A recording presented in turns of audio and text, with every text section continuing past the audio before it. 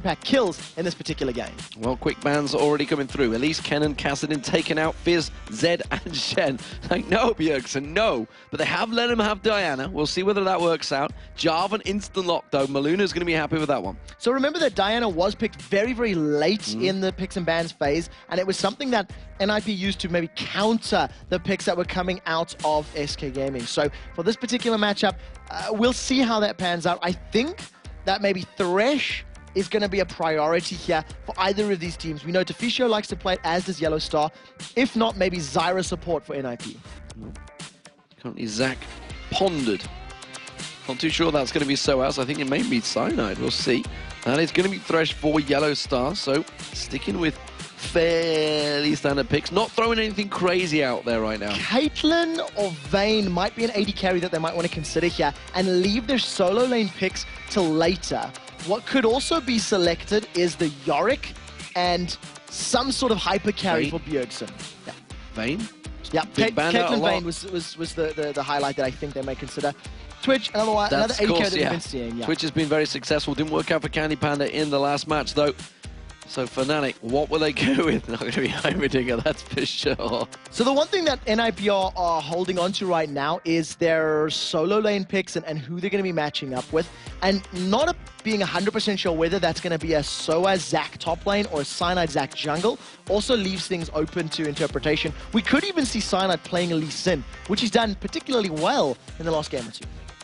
We're waiting to see which way. Twisted Fate's still open as well. Let's not forget that. Worked out very well for Peke against Meet Your Makers earlier on today. Just, can you believe that was earlier on today? It's been such a long day. This will be the longest day, I believe. It's going to be a long one. Well, it's going to rival the spring promos, maybe. It's definitely going to be 12 games today, that's for sure. So it's definitely stepping it up to the official American Super Week. I guess they're just going to be challenging it.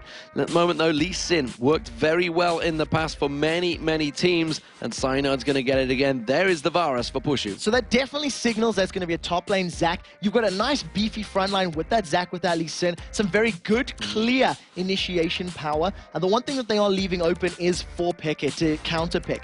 Now, the Rengar pick, I'm not 100% sold. However, it is one of Mimer's most played champions in solo queue and one of his most successful champions. It could work, especially if you combo that with the stealth of Twitch. It could be a pretty scary stealth, jump on your face and blow you up combo. Well, it is going to switch. It is going to be Yorick, and that's a champion that Mimer has played a lot of. So this time around, though, no Ninja for Bjergsen in the mid lane. He's simply going with Ahri. It's a little more difficult to kill your enemies and completely destroy them with Ahri than it is with Diana, that even more so than Zed. So we're seeing the same composition from NiP. A team that can deal with 4v4s, can deal with 4v5s, with the Zyra, with the Jarvan, with the Yorick. And in team fights, when Bjergsen is not split pushing and with them, you just throw the Omen of Death at him, let him come back and just carry on tearing people apart. And almost becoming a standard matchup, an Ahri versus Orianna. If this gets locked in by Peke, it's kind of the standard. It's not a counter, but it's just what always happens. If you see an Ahri come out, you go for an Orianna. If you see an Orianna come out, Ahri comes out. Although sometimes when Ahri comes out, Zed follows. Yeah, it's something that it can work very, very well. And as you were talking about, with Twisted Fate open and available, Peke is going to pick that one up. He did very well with it earlier in the day, you know, picking the inhibitors and pretty much saying, look, you either fight us a Baron or I'm going to go backdoor 2 inhibitors, and he managed to pick that up multiple times. So I really like Fnatic's composition here. It's sort of comfort picks in a way, not necessarily something you'd associate with all of Fnatic, but it's things they've played and done well with in the past. So, there are the champions select, and what do we see here? Let's have a look across the lanes. We know what Peke, we know what to expect from Peke, we know what to expect from Malunoo and Cyanide, to be honest, but what I don't know is what to expect is sOAZ with Zac up against Yorick. That's going to probably be another farming lane because of the fact that both of them have got some built-in sustain, and it's very difficult for them to kill one another as they do both build very tanky. I think without jungle assistance, that's going to be a pretty laid-back lane as we're going on a bit of a spiral. Did the cameraman just pass out then as well? It was like he was doing. He was like, oh, I'm down, that's done. I think everybody watching it may well have just followed through with the pizzas they'd ordered already. And we'll have to see how well NiP can hold out. Yeah, it's been a long, strenuous day for absolutely everybody. And this is the first of potentially 2 games for each of these teams. Because, of course, the winners from both of the sides of the bracket will play each other, and the losers will play each other. And right now, Fnatic, they're on that red side, and they'll have to deal with that positional, I don't even want to call it disadvantage, because it's not anymore. The game's super, super balanced and even. Well, let's talk about what this means for them. It is a battle to get second place. That's really what they're aiming for, a battle for who will play who. Of course, second place is the big important spot, because that is a bye. So they will be through to the semi-finals at the playoffs. That's what they want, and almost certainly, again, pretty much a tippy toe into the door of Season 4. Not so much Season 4, the World Championships, more importantly, because the top 3 places will make it there. So once you're in the semi-finals, you're already almost in the World Final. So there's 2 things to remember about this. Win 2 games, and you guarantee yourself second if you win them back-to-back. And if you win a game, you guarantee a 2nd or 3rd place seed going into the bracket. So we'll see how well either of these teams performs, because this is the first of 5 more games in the 2nd to 5th tiebreaker scenario. And right now, NiP, they just want to survive the laning phase and get to a point where Bjergsen can split push. That is their #1 objective and priority. They've done it a few times already today. And the question is, can they do it again? 2 of these teams, not so much, might not be NiP or Fnatic, but 2 of these teams, 2 of these 4, will be playing 3 more games tonight. So it could be a long one, ladies and gentlemen. Peke, with that yellow card pulled already, was looking to go for that early invade. Did Freeze spot them? He did ping it. Yes, he did. He saw them, gave them coverage. Are Ninjas in Pyjamas going to react? Are they going to go straight for in ward invasion? Yes, it will. Deficio feeling brave, feeling like he's going to step in towards the Fnatic jungle. While Fnatic, they want to go for that late invade. They want to get towards that red buff. At this point in time, the fact that this game, seeding is at stake and that all-important 2nd place, but on the same token, these teams are not going to be feeling the same amount of pressure that was on them earlier in the day. So we're going to see a little bit more, maybe even opportunistic plays, as you can afford to get away with it. You can afford to make those plays. Fnatic with a couple of wards in their back pocket, just going to invade, get some deep vision down, walk over a Jarvan flag and get spotted. So NiP are well aware of Fnatic's position. Yeah, the pings are there, right on their spot. They've not gained any vision of them. They're just simply getting their spider senses. Looks like Fnatic will back away from this one. Ninjas in Pyjamas, they're ready and waiting to go in towards their. Deficio is going to use his plants to gain vision. Let's see which way he pokes it, tries to draw them out. Look at this, it's just simply bait. Freeze walks straight in there. He does put a ward around the backside. Now they realize it is safe ground. So let's look at lanes. We're going to have Mimer and sOAZ. They're going to have a 1v1. It's something that sOAZ loves to have. We'll see how it works out for him. Mimer and 1v1s has not worked out terribly well on Yorick so far. To be very fair, it has gotten better. So as the weekend's gone on and as more games have been played, Mimer has been improving. And Yorick in particular, his first game wasn't good. Second game a little better. Third game, and we'll see how this one matches out, as YellOwStaR's gone super low from that expunge. Yeah, got built up pretty heavily, and that expunge doing a big burst of damage there from Freeze. However, it was Puszu that was picking up the farm at the back, and Freeze only got that one CS. So despite the fact that YellOwStaR took the damage, yeah, there wasn't actually an advantage built up. Freeze, meanwhile, will continue to clear out and get those minions back down there. Cyanide, he's on the red buff. He's going to be taking that one down nice and easy. Malunoo, he's got himself that double buffed up as well, already taking the blue, not looking for any invades. The junglers just clearing their paths right now. Yeah, and until both junglers have got double buffs picked up and secured, I don't expect to see any sort of ganks or setups happening. I think that with both Jarvan and Lee Sin having very strong low-level ganks, the most likely lane is going to be mid or top to try and get their carries in a good position. Oh, we saw Malunoo try and slide into that mid, but he is still on top of a ward, so Peke just sidesteps out of that charm coming through. Cyanide is ready and waiting. He's going to be doing raids just off the side. They may choose to go aggressive here on Malunoo, but I feel that Peke just wants to farm right now. Yeah, at this point in time, again, not being level 6 for Bjergsen's Ahri, it is a little more difficult to guarantee these kills. Peke is well aware of Malunoo's position, and you can see Cyanide coming in. The knockup lands. Does manage to land the knockup. Charm, oh, very close. They may turn this one back around on Malunoo. He's going to get taken down. Yes, he is. The Ignite comes in. It's first blood Cyanide. It's not over yet. Third stun card comes in. It's going to be Bjergsen, but he's going to get Lee Sin. Pulls in there. He manages to take the tower hit. Peke flash for it as as well. And why the hell not? He got himself a second kill. Double kill to start the game off for Fnatic, but more importantly than just the kills, Cyanide gets a refresh on both his blue and his red buffs. So at 4 minutes on the clock, he gets an extended time frame on all of that extra damage and cooldown reduction from both of those buffs in his back pocket. So a very good, strong start, especially on a jungler like Lee Sin who can snowball and get into a power position very quickly. And seemingly a strong start from sOAZ in this top lane as well. He's bullied mimer, pushed him back onto that lane. mimer, of course, battling for mana, going to try and chase him with those ghouls, try and push him towards sOAZ. sOAZ was looking to back off, and he will go back and buy. Started off with the Doran's shield, both of them in the top lane. This bottom lane, though, what is going on here? It is a massive advantage for Freeze, really pulling ahead in the CS.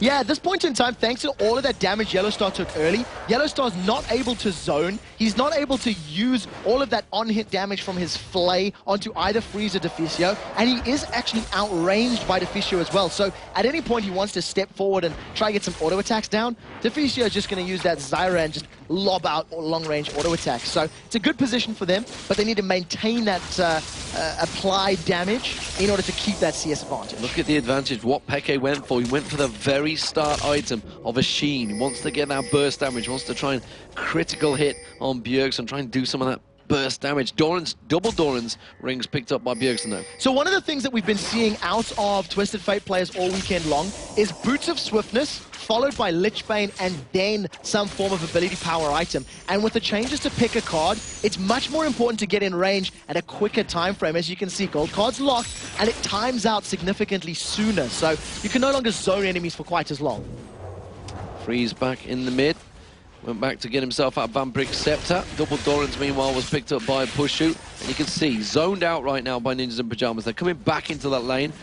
You'll see him try and fight their way back into it, but the battle between the two continues to rage. Freeze still continuing to make sure he sidesteps, just dodges out of that hook from YellOwStaR. Meanwhile, the plants did go on towards YellOwStaR, putting some damage down. We see Malunoo is sneaking in. There is not a ward in that bush at the moment. He's got himself in here without being seen. Pushu's going to get caught out. There's the Dragon stance knock up.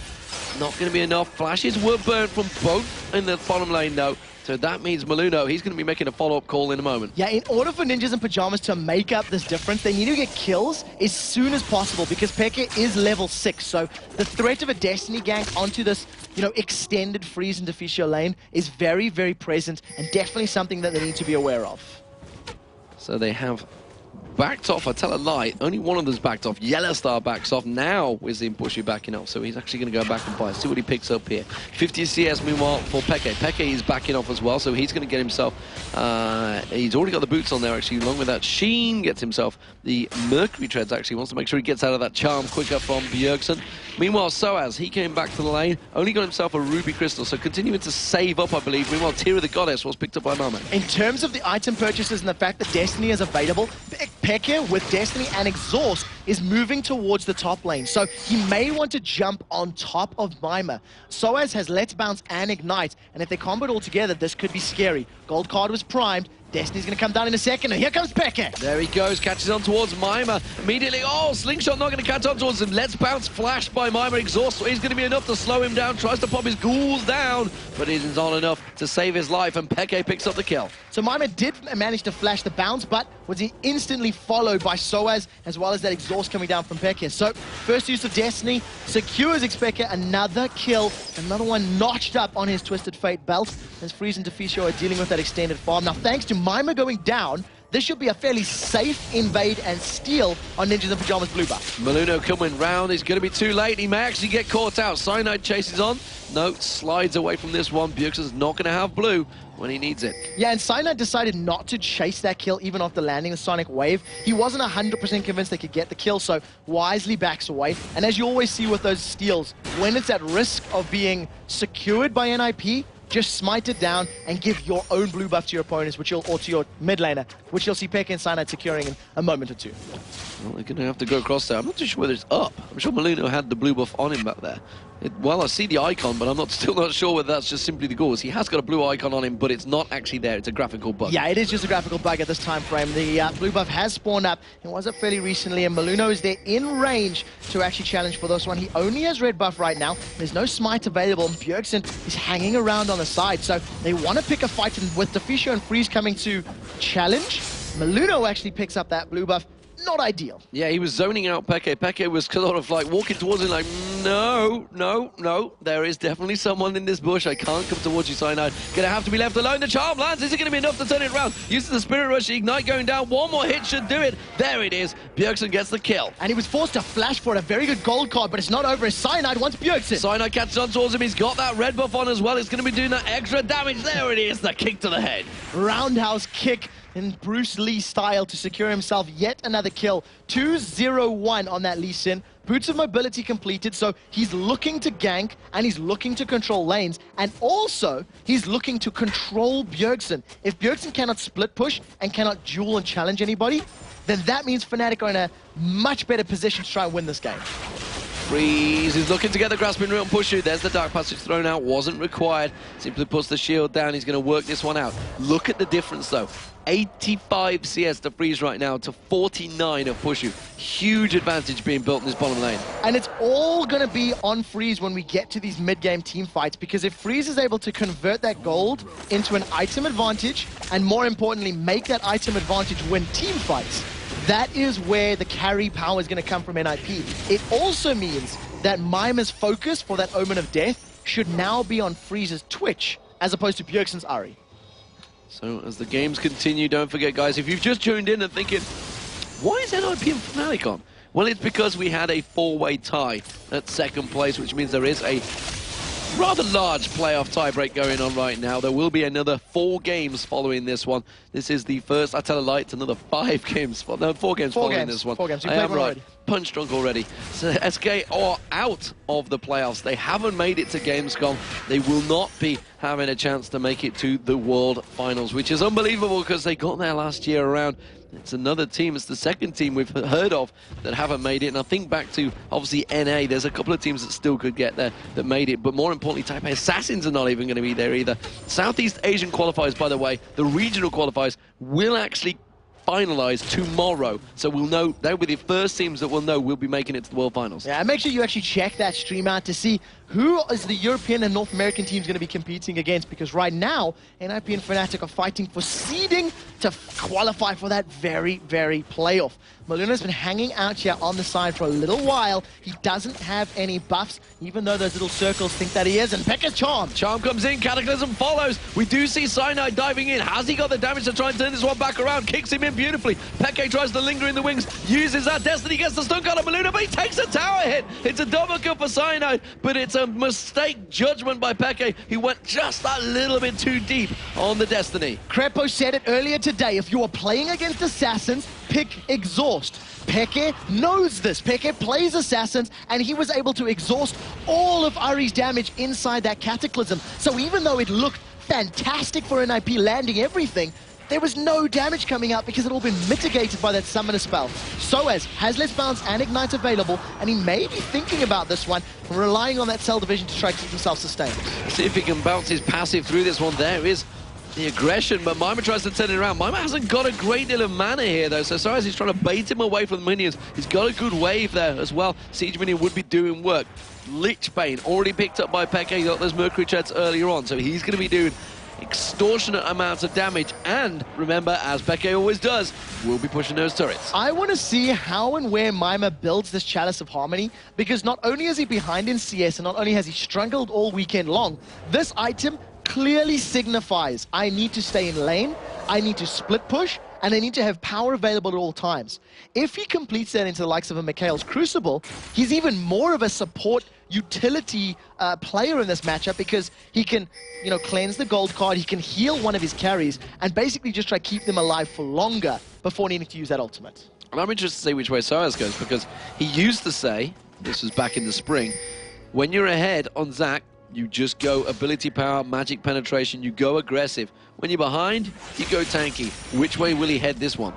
Well, he's got the makings of potentially a Sunfire Cape and potentially a Haunting. Guys, as YellOwStar's caught. Stranglethorn's in there, that's forced the flash away, and that was Spray and Pray that followed it up as well. YellOwStar takes a lot of the damage, but that's 2 ultimates burnt from Ninjas in Pyjamas for 1 summoner spell. The thing is, those ultimates will become available before that flashes, so if, once again, they can make it stick, it can work out. Bjergsen was able to pick up his blue buff, and that's the first blue buff for Bjergsen in a little while, probably the last 2 spawns at the very least. And the one thing I do want to highlight is even though Mimer has got so much more HP than sOAZ, he's still unable to kill him because he simply doesn't have the damage or crowd control to stick to sOAZ's Zac, who can just slingshot to safety.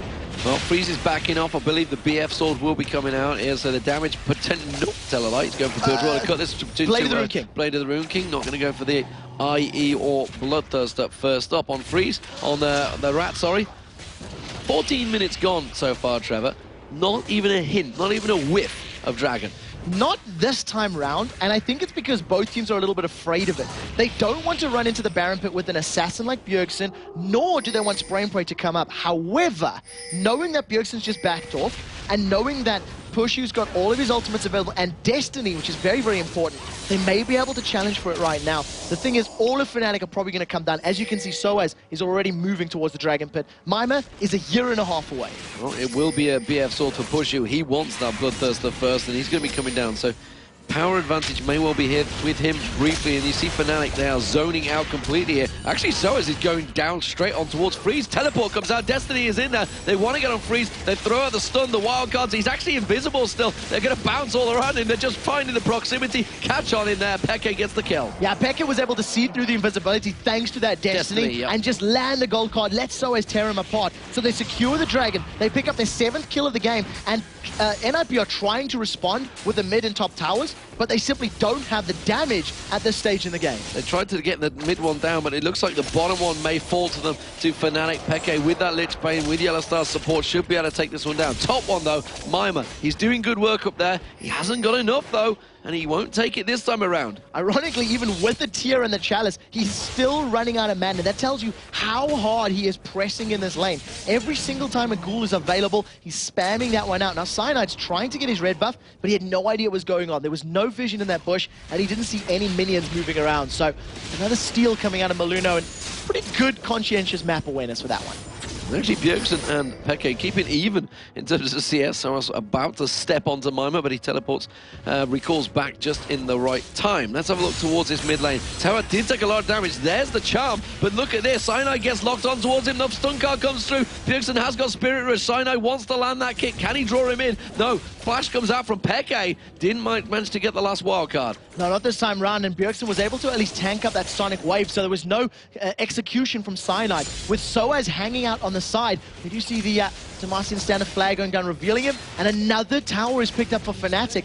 Ninjas in Pyjamas are floundering a little bit. They're not really in this. They're not at the right positions. They're not defending anything, really. And the problem is they don't seem to be having that pressure from Mimer.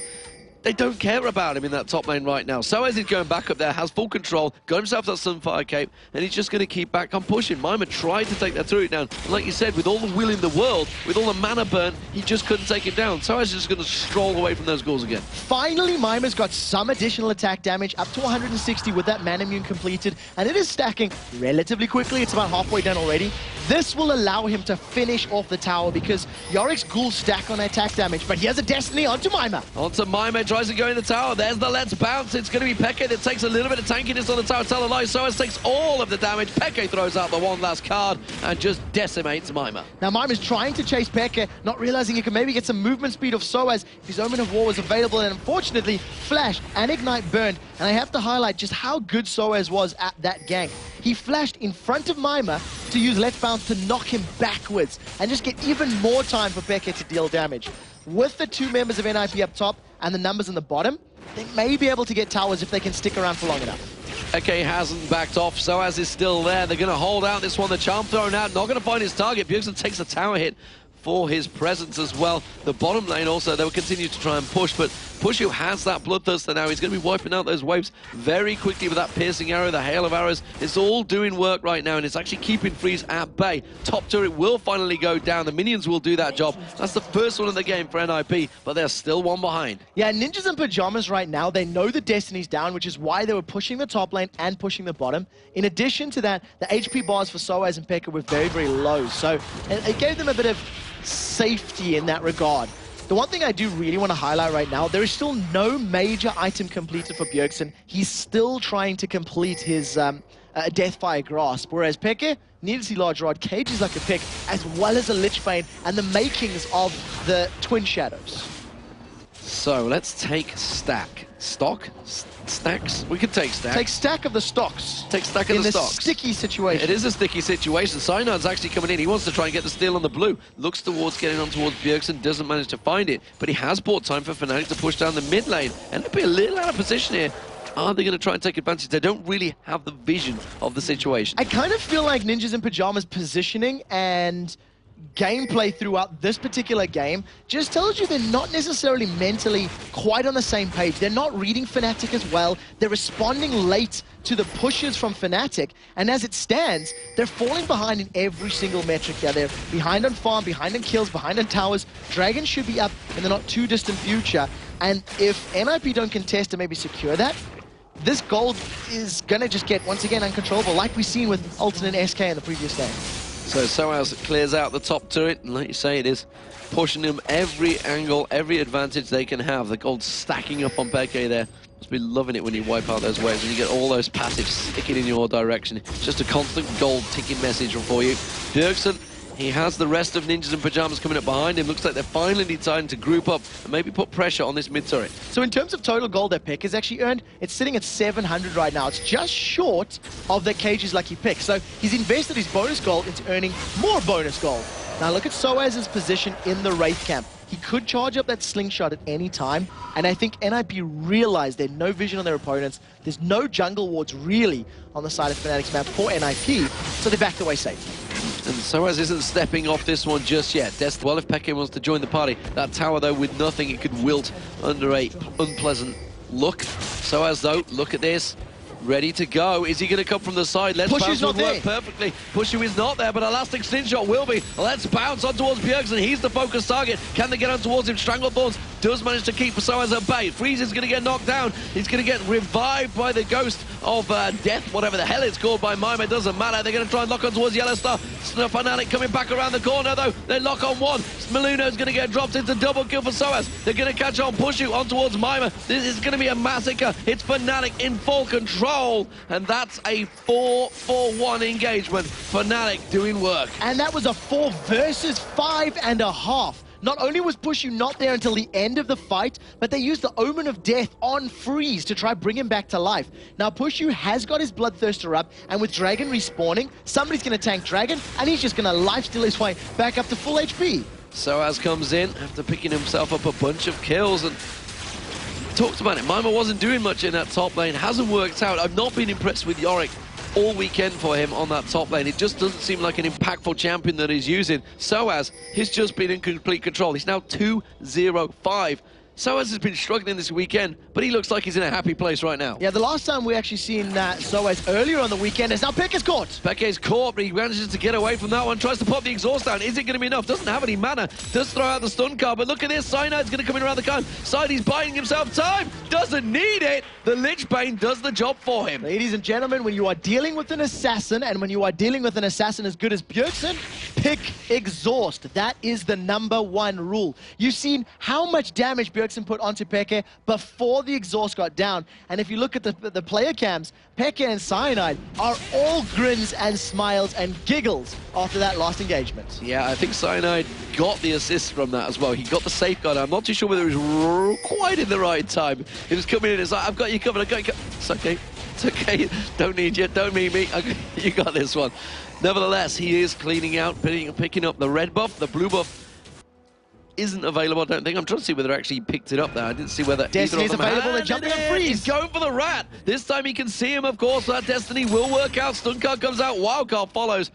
Ooh, that's doing damage. Freeze cannot go too far up that lane anymore. Peke made a prediction on where he thought Freeze was going to go. It looked like he was heading up towards the double golems. Freeze did not, and that actually saved his life. I want to point out, firstly, that Peke finished off his death cap and twin shadows in his last back. In addition, Puszu may have accidentally double-clicked because he's sitting on 2 pickaxes. That boy wants to be a miner.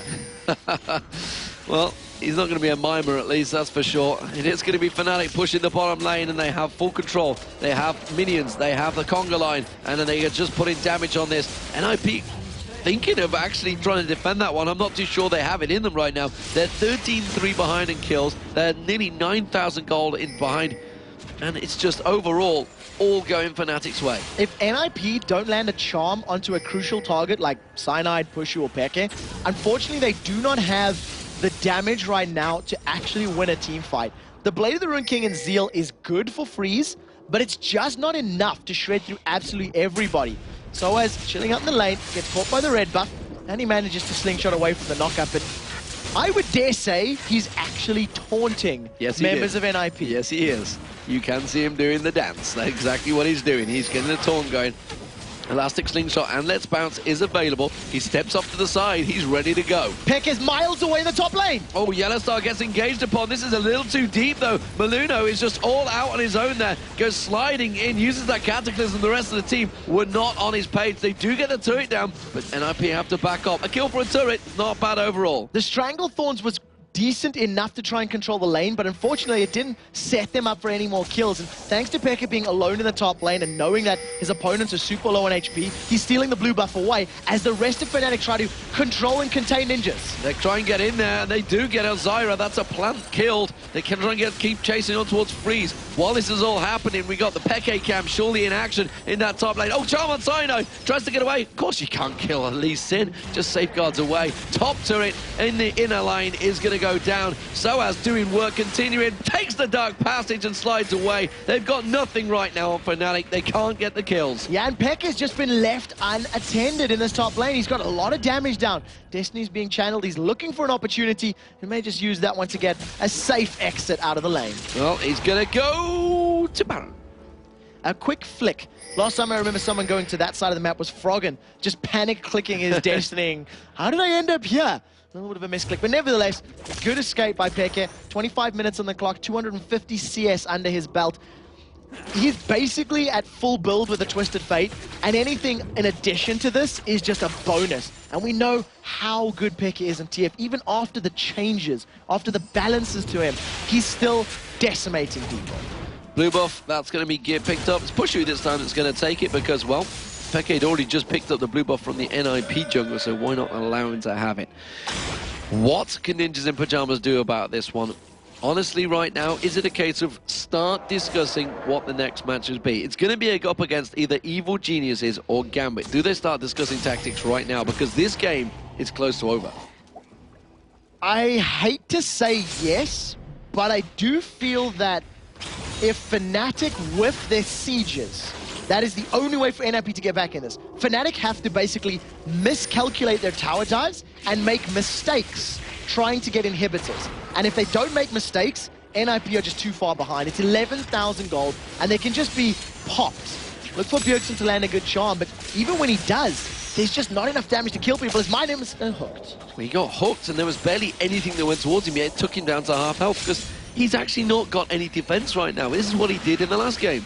Yeah, he's only got a Warden's Mail and a Kindle Gem to work with, and it's just not enough. He's sticking around in lane, and part of the reason that blue buff from Varus is so important is the long-range poke. Slingshot's being charged. sOAZ is thinking about a dive. If NiP stick around, sOAZ was definitely going to pull that trigger and lob himself at the Ninjas. Yeah, Ninjas have to back away from this one. We can see that Bjergsen's gone back to base. They might take the advantage here and go for the inhibitor turret. Look at that. Every time those cards land from Peke, from Puszu, they're doing work. They're going to take it down. sOAZ goes in. Let's Bounce comes on. Mimer gets caught up. Chain of Corruption doing the job. Stranglethorn's having a good defensive work and trying to bounce him back in the air, but Mimer will get taken down. It's Puszu with a double kill so far. Bjergsen gets caught out. The Wildcard's flinging past him. Lands the charm Pyjamas towards YellOwStaR. The orbs not doing the damage they require. Destiny comes out. He's gone in towards the back tower. Can we look at Peke? No, doesn't matter. He's already got the kill. And that was Bjergsen that he went diving for in the back. They secured the inhibitor as well as the tower and 3 kills. And even though their team did go very, very low, Fnatic did not make a mistake.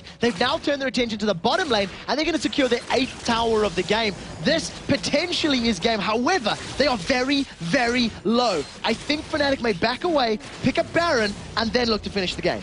Yeah, and why not? They've taken themselves 3 kills and 2 inhibitors in a push without the Baron buff. Do they even need that Baron buff? That's the question. They're 14, well, scrap that, 15,000 ahead in gold. 35 to 50k, just shy of 30 minutes. It's a big, big advantage. Do they need it? No. Should they go for it? Yes, because they can set up a lot of vision. Mimer even flashed. This has to be surrender. Yeah, to surrender. You can see the headsets coming off. That is going to be Fnatic taking game 1 in the tiebreaker series. They're going to be going through to the winner bracket, so they essentially have themselves 1 step closer to 2nd place. First win from Ninjas in Pyjamas. Not going to work out for them. They're into the loser bracket. It's going to be Evil Geniuses versus Gambit up next. Who will they be facing? Fnatic right now really look like the team that we'd come to know and love throughout the spring and the summer split. They were able to answer every single question NiP threw at them. They converted every single advantage they had to objectives, and they didn't really make any mistakes at all in that particular matchup. So congratulations to them. And Peke on Twisted Fate, 6, 2, and 10.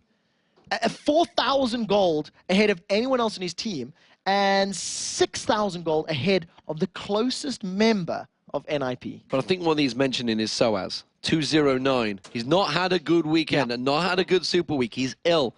Like myself and like yourself, actually. Thank you for that. I've infected Trevor, it seems. But he's not had a great weekend, but nevertheless, he had a great game there. To be very fair, he was also playing against Mimer, who has not been performing well this weekend. And having a slightly easier lane setup, having a slightly easier lane opponent, especially in a lane matchup that is boring. Yorick versus Zach, that is a farm fest. That is a snooze fest. It allows him to build himself up to a powerful position and then, in fact, impact the game. But you can't discount it. 209, his dive in the 4v5 in mid lane was perfect. He was always hiding just out of sight. Just waiting, saying, can I go, can I go? He wanted to slingshot in for those fights. And for sure, Fnatic then going to want to face Gambit. There's 4-0 over Gambit this summer split. Not against EG, though. They're 3-1 down. They won't want to face them. Fnatic just beat Gambit not 3, 4, 5...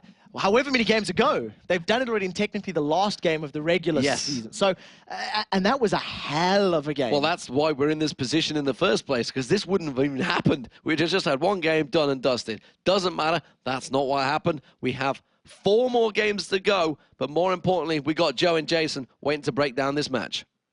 Thanks a lot, guys. And another pretty one-sided affair there. Fnatic coming out incredibly strong in the first game. Yeah, they did. I mean, they knew NiP's weak points. Just camp Bjergsen, get some kills on him. Then they go straight for Mimer. I mean, he's not out farming sOAZ anyways, but you get some free kills, get Peke going. You get that a potential for Peke to start backdoing from that top side, and they just completely shut him down. I mean, that's the story. Bjergsen didn't get his Zed, didn't get Fizz, and his Ahri just got completely destroyed by Cyanide's Lee Sin, who, you know, I think both of us actually agree that hasn't been that fantastic, but this game, it really was. Yeah, really stepped that one up there as well. And, you know, that means now that, you know, NiP aren't out of anything. That sounds strange, but it's just a tiebreaker. It's no knockout here. But they're going to go down now into the losers game, where they still have a chance of kind of coming back up there and finishing then in the 4th position. So yeah, it's all a little bit complicated, but they're going to drop down to the loser match. They'll play the loser of the next game as Evil Geniuses take on Gambit. Yeah, and I'm curious to see. NiP, I mean, they surrendered that game. I think that's the first time they've ever surrendered a game in both splits of LCS. I mean, they kind of knew it was over at that point, but are they going to take this time to, you know, all right, what went wrong, guys? Let's fix it. Let's get into this next game against the losers versus, you know, EG and Gambit and kind of come out big there. I mean, we always could see that, and it's up to them. So, I mean, obviously Fnatic move on. Quite the contrary to what we saw at the start of the weekend for them. The last 2 games that they've played, they've looked like Fnatic. They've won every game today. That's true. Yeah, they are. I mean, they're actually playing extremely well. I don't know where it came from. I mean, it was kind of just like SK going from week well, 8 to 9, they just looked amazing. Fnatic kind of went the opposite route, but then they've been able to finally get everything going. It might have been the pressure that finally made them start to play better. Like, realizing, guys, you know, we're almost out. We could potentially not be at playoffs. We could potentially not even be in the LCS anymore to requalify, and that might have got them going. Well, thanks a lot, Jason. We're going to head over to Shox, who sat down for an interview with Malunoo. Thanks very much, guys. Yeah, Malunoo, not the best game for you guys, and you've beaten Fnatic already yesterday, but it seemed like this was a totally different team you were up against. Yeah, they played a bit better, but I think most of the game was just decided in the first 2v2 we had in mid lane, where they got 2 kills and we didn't get any, so then it's really hard to come back, because TF is going to get so much more pressure. Yeah, tell me some more about that. Letting xPeke have TF is always a risk, and then when it doesn't go well in the beginning... Well, Ari is a decent pick to shut it down, and with Jarvan you can gank him pretty easily, but they predicted that I was going to come mid, and he's counter-ganked really well. Like, we saw Lee Sin at the rates, but decided to give it a try anyway. We were hoping we could, like, combo down Peke, like, with my CC, and then the Charm follow-up, and just kill him before he could do anything. But that didn't really work out, and we died, so... Yes, you did. It was actually a pretty tough loss here. Does it have to do with the extreme conditions here, not having that much time to prepare? How did you do it? How did you get back into that mindset of, okay, we have to play more and we have to be focused? I think everyone on the team was just really excited right away. Like, we were just like, okay, we get to play more, and it was all good. So mindset was fine, and I think just so much of the game was decided by the mid thing, because our bot lane were winning really hard. And if your AD carry is really strong when you have Yorick, then you're going to be really good late game. So, yeah, mostly it's the mid fight going terribly wrong. Yeah, but you still have games to set this straight. Next game going to be up is going to be EG versus Fnatic. Who you think you'll be up against? So basically, who you think might lose that matchup? Although it's... Both teams have been playing really well this week, so I'm not sure. Like, I have no clue who's going to win. It's 50-50 in my eyes, and I don't really prefer playing either team either. They seem really strong, both of them. Okay, thank you very much and good luck in your upcoming match here tonight. All right, we're going into a short break, but of course more League of Legends. When we come back, we're going to see